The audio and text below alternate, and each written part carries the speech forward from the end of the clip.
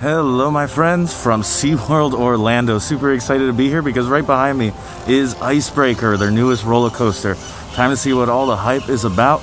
This little walkway right behind me, I'm waiting for that to open. I haven't seen this going yet, so like fingers crossed it is actually operating. But anyway, there's a couple other things that I definitely want to check it out, and I invite you to come along, so let's go check out SeaWorld Orlando and their newest roller coaster, Icebreaker. So we've slowly made our way over the bridge here, and I still haven't seen this thing test at all. That has me a little concerned because I assume that most people that were waiting here are getting straight for Icebreaker. So I don't know. I see people on the station though, some ride ops doing something. All right, well, guess we'll find out in a moment. So unfortunately, it looks like Icebreaker is currently down. Oh, what bad luck. I'm hoping that it'll open up sooner rather than later, but I guess I saw that there's something with the manatees. You know how much I enjoy those creatures. They have a rehabilitation center here, so I think I'm going to go head over to the opposite side of the park, kind of keep an eye on Icebreaker. Hopefully it comes back up. The funniest thing to me is everybody always, every guest, without fail, will always ask, do you know when it's going to come up? To the poor operator that's at the entrance there. They usually don't get told that stuff. So like, yeah, just got to wait for like the engineers. And once you see it start test running, then it's inevitable. But while I'm walking back across this bridge, I notice there's a lot of land clearing here, and I think this might be all part of that Project Penguin thing that's been going on that they haven't revealed too many details about, but supposedly there is another roller coaster coming in, surf coaster, I believe. I'm just pulling this from things that I've seen on like the roller coaster Reddit and various friends who are down here. But yeah, if they got another roller coaster coming in, that would be amazing. But yeah, all the land clearing is happening right here. There goes one eating. It looks like they just got fed. These look like babies, like tiny little ones. There's one there and one over here. Little ones. Yeah, I'm guessing they just got fed. I think the schedule said there was supposed to be a talk from one of the caretakers.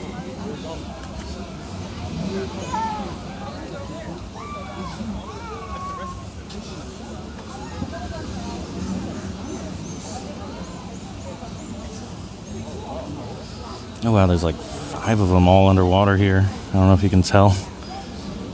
I have it a little zoomed in, so maybe not. Oh, it's so funny to see when you see their mouths poking out like that.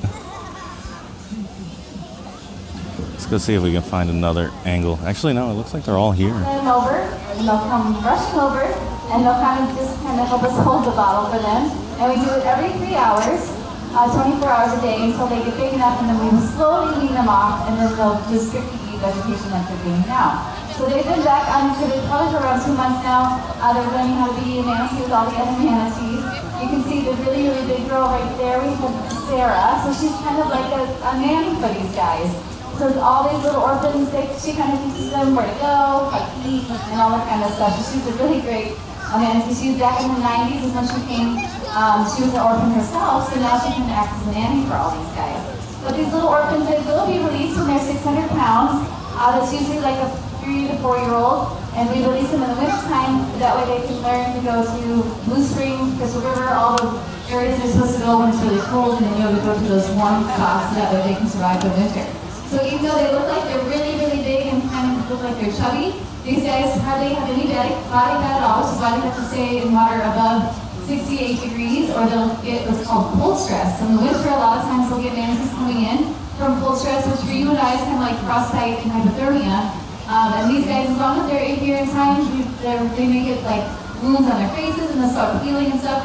But as soon as they get in the warm water, eventually they'll kind of recuperate and they'll be able to go back out. So from over there where most of the manatees are, this is like the medical pools, it seems like. Yeah, that's what it looks like here. So these are currently recovering from accidents and such, huh? Gosh, they're massive. And they kind of float a lot more. I heard something about there being air in them from having to heal. But yeah, this is where they'll hang out until they can be reintroduced into the wild, I guess. At least from what I heard from that presentation. Oh, I love when they hold the lettuce like that. Let me see if I can get closer. I love that they do use their hands or flippers or whatever you call them, those front appendages.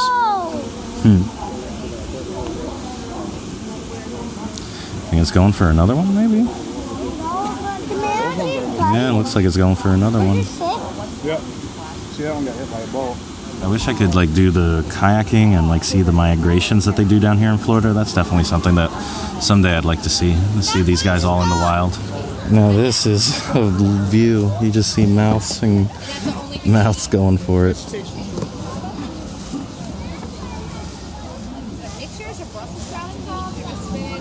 I mean, if we threw the... So I was walking back over to where I came from to see if I could get a peek of Icebreaker, kind of check the status on it.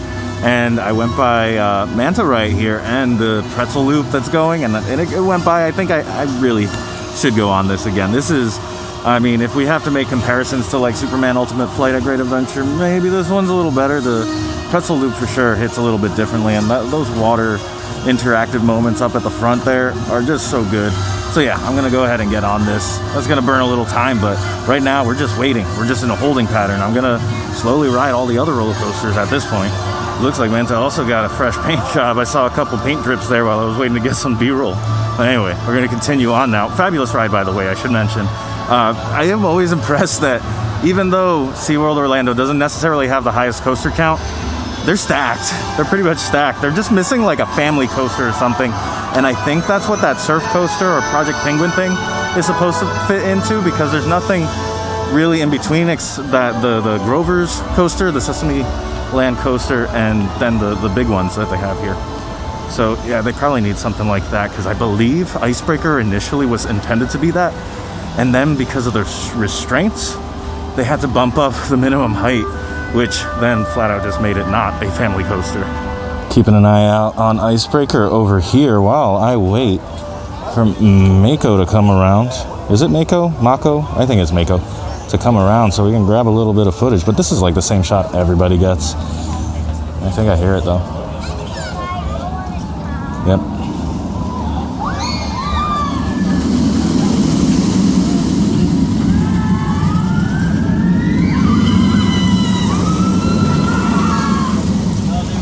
Well, that timing worked out well. Well, that was awesome. Mako was only like a 5-minute wait, so I went on that a couple times. It's running great. I don't think, remind me, that's not one of the ones that they repainted, is it? I don't think so, actually. Either way. Oh, that ride is great. It was hauling a little bit. It's still warming up. You can tell it's still warming up, but it is, oh man.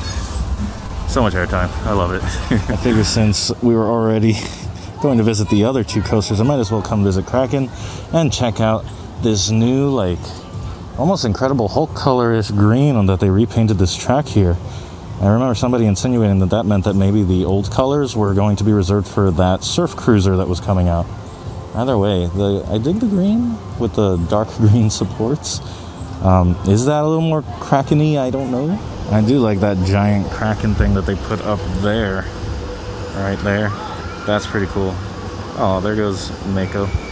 I guess this is the place to get Mako shots? I'm not sure.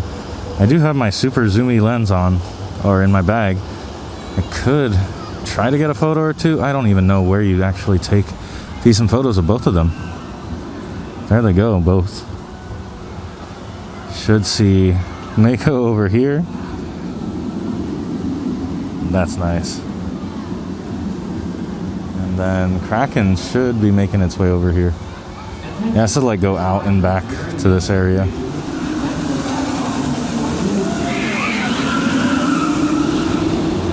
Over here. That's wild. What a way to finish that with the underground elements. Alright, I think I'm going to get on this, and then we'll check on Icebreaker.